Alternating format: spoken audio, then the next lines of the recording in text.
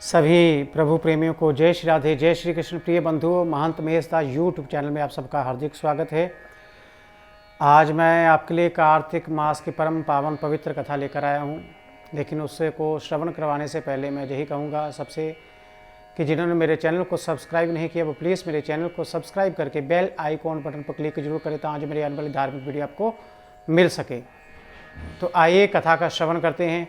वक्रतुंड महाकाय सूर्यकोटि समप्रभा निर्विघ्नं कुरु मे देव सर्वकार्येषु सर्वदा।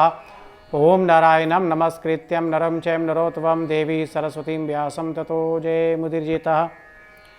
तो प्रिय बंधुओं, कार्तिक मास महात्म का 12वां अध्याय, जिसमें भगवान के तुलसी दल मिश्रित जल की यानी कि चरणामृत की बहुत विशेष महत्व जो बताया गया है, और भगवान के इस कार्तिक मास में द्वादशाक्षर मंत्र का भी विशेष महत्व बताया गया है इस कथा के माध्यम से। नारद जी से पृथु जी महाराज ने पूछा कि कार्तिक मास में जो द्वादशाक्षर मंत्र जो जाप किया जाता है इसका बल कितना है। तो एक छोटी सी उदाहरण बताई, कथा नारद जी ने बताई कि एक बार की बात है कि कर्तिपुर में एक धर्मात्मा ब्राह्मण जिसका नाम था धर्मदत्त वो रहता था। भगवान विष्णु की नित्य पूजा करता था। सूर्य उदय से 1-2 घड़ी पहले वो उठ जाता था और उसके बाद स्नान इत्यादि से निवृत्त होकर वो भगवान विष्णु की पूजा करता था। तुलसी दल से भगवान के शालिग्राम को स्नान करवाता था और फिर तुलसी दल उस पर चढ़ाता था। तो बड़ा ही विशेष भगवान का प्रिय भक्त हो चुका था। तो एक दिन भगवान विष्णु की पूजा करने के लिए वो जा रहा था और रास्ते में उसे एक भयंकर राक्षसी दिखाई दी, बड़ी भयंकर। तब वो कांपने लगा, डर लगने लगा उसको। तो उसने क्या किया कि डर के मारे जो मंत्र जाप करा था ओम नमो भगवते वासुदेवाय, और मंत्र जाप करते करते जो तुलसी दल का जल से मिश्रित जो जल था, लोटा था, वो लोटा जोर से उस राक्षसी के ऊपर मारा और मंत्र बोल दी। उस मंत्र के प्रभाव से उस तुलसी जल मिश्रित जो जल था उसके प्रभाव से वो राक्षसी अपने राक्षस जोनि से छूट गई, दिव्य देह धारण कर ली। उसने कहा कि हे ब्राह्मण देव, मैं आपके चरणों में प्रणाम करती हूँ, मेरा प्रणाम स्वीकार करो। उसने देवी तुमको ये जोनि कैसे मिली? तो उसने कहा कि मैं पिछले जन्म में क्या मेरा जब विवाह हुआ था तो एक ब्राह्मण के साथ में मेरा विवाह हुआ। तो मेरा पिछले जन्म में स्वभाव बड़ा निष्ठुर था।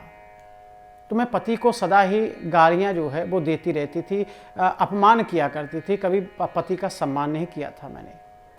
पति को मैं रात को बासी भोजन जो बच जाता था वो देती थी और सुंदर अच्छा भोजन जो है वो स्वयं खाती थी।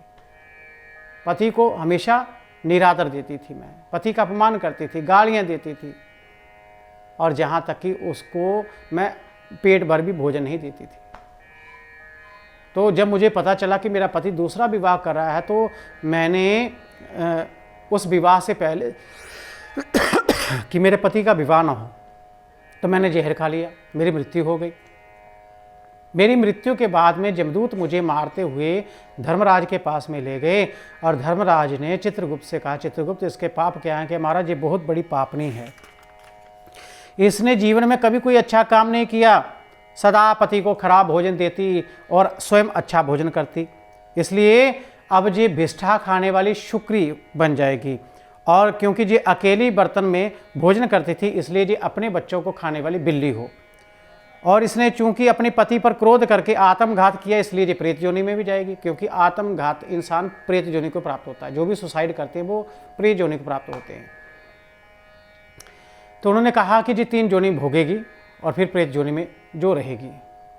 तो मैं उसी कारण जी प्रेत योनि भोग रही हूँ और आगे भी मुझे बड़ी भयंकर भयंकर योनियाँ जो प्राप्त होंगी। लेकिन आप धन्य हो, आपके उस मंत्र के प्रभाव से, आपके भगवान विष्णु का जो जल है, चरणामृत है, तुलसी दल से मिश्रित, उसके प्रभाव से मैं इस योनि से मुक्त हुई हूँ। आपका बहुत बहुत धन्यवाद है। तो अब मुझे आगे की योनियाँ ना भोगनी पड़ें, उनसे भी मेरा उद्धार हो जाए। तो कहते हैं आप कोई ऐसी कृपया कर दीजिए कि अब जो सुंदर देह मुझको मिला इसी देह में मैं रहूं। तो ब्राह्मण ने अपना संकल्प किया कि कार्तिक मास में मैंने जो भी भगवान विष्णु के व्रत किए हैं, पूजा की है, यज्ञ किया है, उसका आधा भाग मैं इस स्त्री को देता हूँ। तो उसी क्षण क्या हुआ, बैकुंठ से 2 विमान लेकर भगवान के पार्षद आए हैं और उस पर उस प्रेत से जो मुक्त हुई है उस स्त्री, सुंदर स्त्री को बिठाया और दूसरे पर उस ब्राह्मण को बिठाया और कहते हैं ब्राह्मणदेव आप धन्य हो, आप सदा ही भगवान विष्णु के नाम जप में रहते हो, भगवान की पूजा में आप लगे रहते हो, आपका ही जीवन सफल है। आपके इस पुण्य के प्रभाव से ये स्त्री जो है इस प्रेत जोनी से मुक्त हुई है और आप भी भगवान विष्णु के परम धाम को जा रहे हो, लेकिन आप भगवान के उस परम पद पास में रहोगे और जब आपका समय आएगा तो समय आने पर क्या है, आप इस धरा पर फिर पैदा होगे और आप उस समय सूर्यवंशी राजा दशरथ होंगे, आपकी 2 रानियां होंगी और इसी आधा जो पुण्य आपने इसको दिया, इसी आधे पुण्य के प्रभाव से ये आपकी तीसरी पत्नी होगी, तो तुम्हारी तीसरी भार्या होगी और आपके जहाँ भगवान विष्णु ही पुत्र रूप में अवतार लेंगे और देवताओं का कार्य करेंगे। तो हे दयासागर तुम धन्य हो, क्योंकि तुमने यज्ञ गुरु भगवान विष्णु को प्रसन्न करने के लिए ये कार्तिक मास का व्रत किया है, जिसके आधे पुण्य के फल की भागीदार इस कलहा को इस समय हम अपने साथ विष्णु लोक ले जा रहे हैं और आप भी हमारे साथ विष्णु लोक को चलिए। तो प्रिय बंधुओं, अगर आपको मेरी वीडियो अच्छी लगी तो उसे लाइक और शेयर जरूर कीजिएगा। तो सबको जय श्री राधे, जय श्री कृष्ण।